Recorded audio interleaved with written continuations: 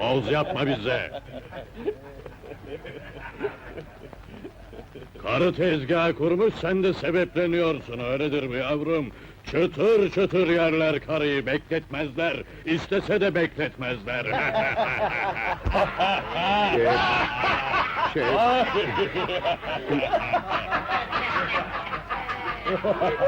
Susun lan!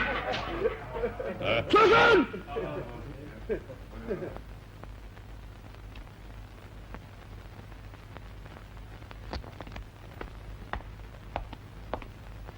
Bana mı hırladın?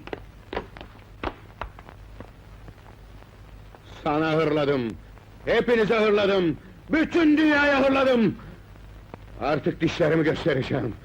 Bu zamana kadar hep beni ısırdı insanlar! Bundan böyle ben onları ısıracağım!